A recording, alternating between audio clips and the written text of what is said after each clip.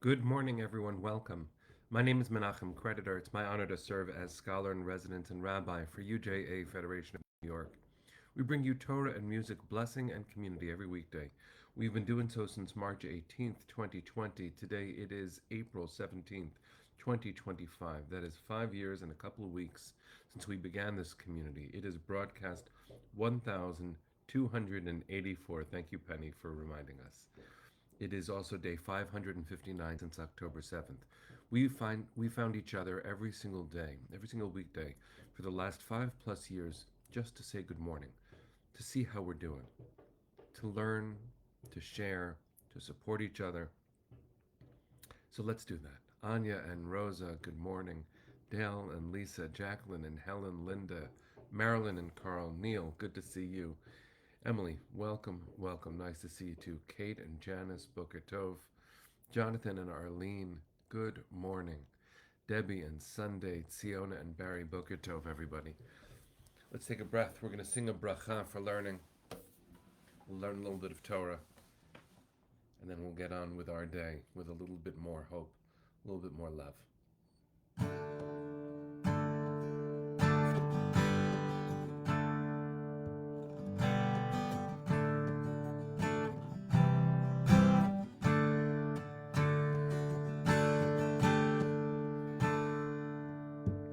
Ya la la la la, la la la la, ya la la la la, ay ya la la la.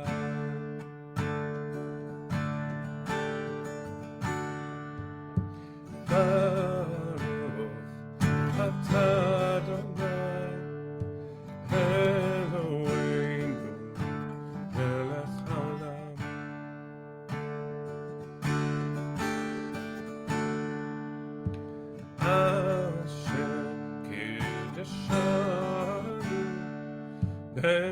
במצוותיו וציוונו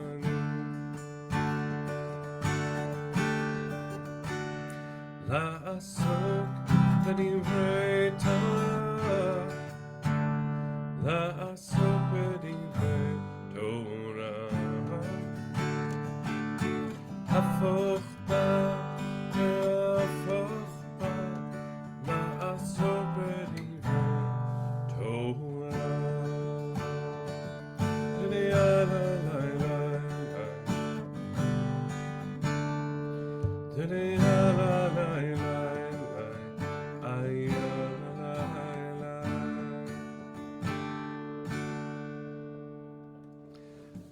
Good morning, friends. It's so good to be with you all. Fabrice, thanks for sending love from Tel Aviv, and everybody, really. It's lovely to see your faces. I hope that your Pesach has been going well. We're still in the middle of Chol HaMoed, the intermediate days, which we spoke a little bit about yesterday, that they have elements of the holiday, elements of the full beginning days and end days of Pesach. And we are in the Chol part of it, the in-between days, which also have elements of the real world, real time, not holiday experience. So it's interesting to not have chametz anymore, but to not be in the days of, commanded matzah. The first 2 days really are the days where we are commanded to eat matzah. The rest of the days you can choose to. You just don't have chametz. There are also things that we don't do, like wearing tefillin, because tefillin are meant to be signs of beauty, and these days are meant to be imbued with even more beauty. Carl, you're wishing your father a happy 95th birthday. Happy birthday to your father. Today's Torah is in his honor. And Chana, you are on the bus from Tel Aviv. You and Fabrice can wave to each other. Um, Here's what I wanted to point out. It's another aspect of the Chol HaMoed, not dichotomy, dynamic. How is it possible for us to be in the middle of a holiday in a period of time that isn't quite that, but isn't quite not that? It's what we refer to as liminal space. And again, we spoke about that yesterday, but I was caught yesterday by looking at my own backyard. There's a tree there that blooms only on Pesach. It's fascinating. Somehow the tree knows when the holiday comes. It's a cherry blossom, and it blooms for 1 week during the year. It's glorious. And then within days, the floor, the ground beneath it, begins to be covered with white because the blooms are falling. And I love it. I take pictures of it every year. I scanned through some photos and found many photos that I've taken of it because it's just so striking. It's so beautiful. And it's beautiful no matter what's happening in the world. The tree blooms no matter what. And I found myself looking at the tree. And then yesterday, I was blessed to go to see a movie with my two daughters, a ridiculous movie. If you're looking for a recommendation for a movie not to see necessarily, it's the Minecraft movie. But it was delightful and silly. And as we were leaving to go see the movie, we took a selfie, a picture of ourselves with the tree as the background. And I love that moment. I loved the smiles. I loved that we were going to do something fun, that we had the chance to just relax and have some downtime, to see something completely frivolous.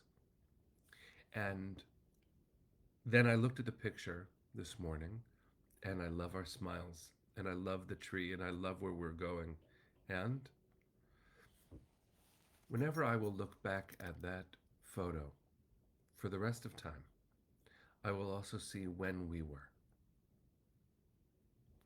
And this dog tag has been part of countless moments, literally countless moments, over the last 559 days. And it's complicated to think about experiencing joy when those we are holding to, those we are holding and loving, praying for, and lobbying for, trying to continue to mobilize for, they're still in darkness. And I realize also looking at their faces, on my other screen, I'm looking at the faces of our 59 beloveds. Yesterday, I mentioned Tamir Adar and Muhammad Al Atarash, and I said how old they were. But I noticed that some of the faces and names have two numbers, one crossed out, one new one. Why? Because Tamir Adar was murdered, and he will always have been 38. And Muhammad Al Atarash was murdered, and will always have been 39. But Eden Alexander was 19 when he was taken hostage by Hamas, and is now 21. He was taken from Otef Aza, from the area around Aza, and Matan Angrest was taken from Kibbutz Nachal Oz at 20, and he is now 22. I don't begrudge the tree, its blooming and its joy. In fact, if you ever forget how to pray, and we do sometimes, we should always look to the trees because they know where the light is. And so we call out. We call out with the natural flow of what's within us, just as a tree does. And our smiles are meant to be there, just like they're meant to be on Eden's face and Matan's face. They won't, again, be on Aviv Atzili's face. He was 49 when he was taken hostage and murdered. Or Sachar Baruch, who was 24. He will always have been 24. Or Uriel Baruch, who was always 35, taken from the Nova Festival. But the face of Gali Berman, who was 26 when he was taken hostage and is now 27, I see his smile in this photo. And I think that in our experiences of joy, because we should not deny ourselves them, it's the complicated thing to have fun even when the world remains complicated. There's a mindful joy. There's also a release joy. And the opposite would be problematic. The opposite would be denying ourselves joy because of suffering, and that means we would never be joyful. The logic there is profound and real. To be torn is profound and real. Chol HaMoed, it is Chol, weekday, it is Moed, it is holiday. Two things can be true at the same time. How difficult it is to be able to hold on to that. Because as soon as I think about it, it changes the intensity, maybe even the degree of joy. This is a good way to be. Because I do love that photo of my daughters and me. I did love watching that ridiculous movie. I did. It wasn't a good movie, but it was fun. And we have to make sure not to deny ourselves joy. In fact, I teach a text that I'll just very quickly sum up for you now. It's in the Talmud, and it is when Rebbe Yehoshua, who's an ancient sage, hears about a trend in a community that they won't have meat and they won't have wine anymore. And it isn't for, the ethical reasons of vegetarianism, and it isn't for danger of alcoholism. It is because this community remembers the destruction of the temple in Jerusalem, and because there were sacrifices offered in the temple, this community will no longer have meat because the meat was part of the sacrifices, and they won't have wine because the wine was part of, libations, offerings on the altar as well. And Rabbi Yoshua hears this and says to the community, let me ask you, friends, he says to them, um, have you stopped having meat and wine? Why is that? They say, well, out of mourning for the temple. And he says, oh, well, if that's true, then you also shouldn't have bread, because showbread, lechem hapanim, was offered on the temple. And they say, oh, well, I guess that's true. We shouldn't have meat, wine, or bread, but we can have other produce. He says, well, actually, produce was also brought to the temple as the bikurim, the first fruits. You really shouldn't have that either. And while they're processing what he's pointing to, he says, also water is offered on the temple altar during Simchat Beit HaShoeva. Can't have water either. As it's pointed out to them that they're logical, it makes sense, refraining from joy, because the rabbis do believe that having meat and having wine can be connected to joy.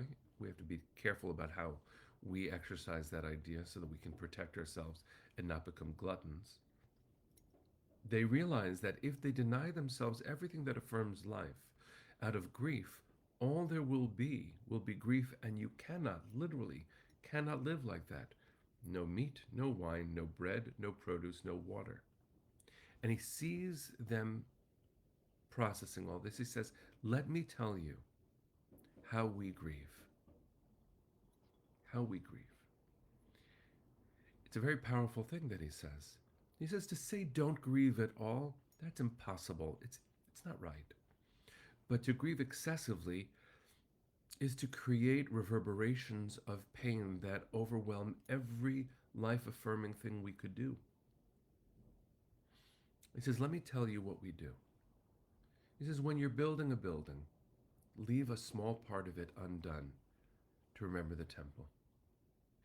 When you make a full meal, it's a very funny part of the text, have a meal, but don't have something small. And the Talmud says, well, what's the small thing you shouldn't have? He says, fried fish.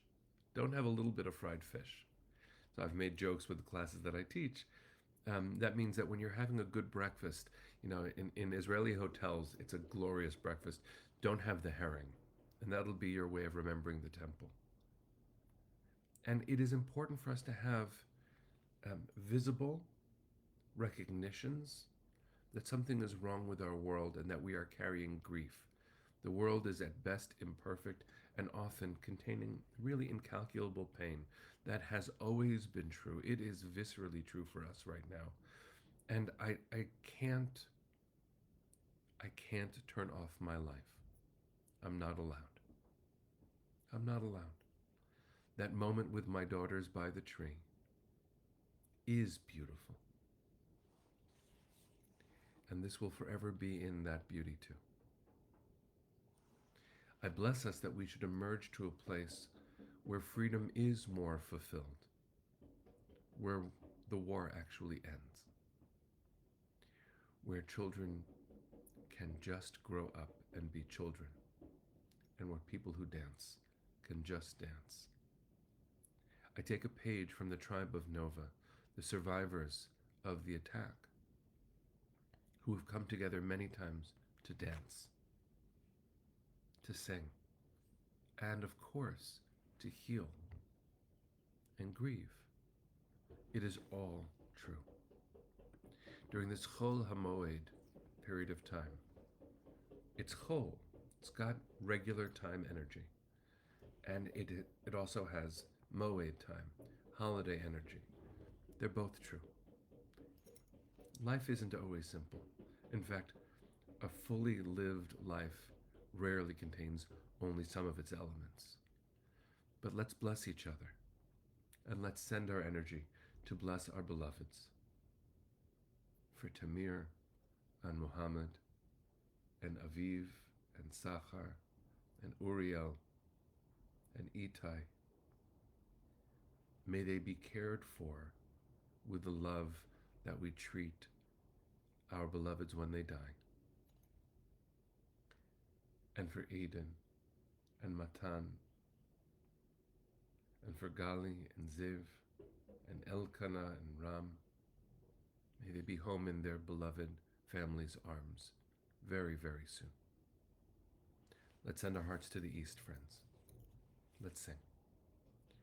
Kol hor balevav penima nefesh Yehudi homia ulefate mizrach kadima ayin letzion tzofira od lo avda תקוותנו, התקווה בת שנות 2000, להיות עם חופשי בארצנו,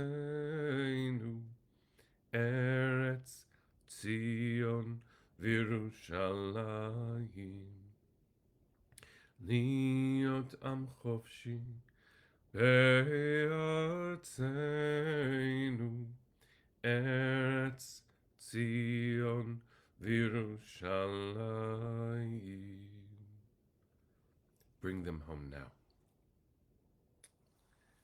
Am Yisrael Chai.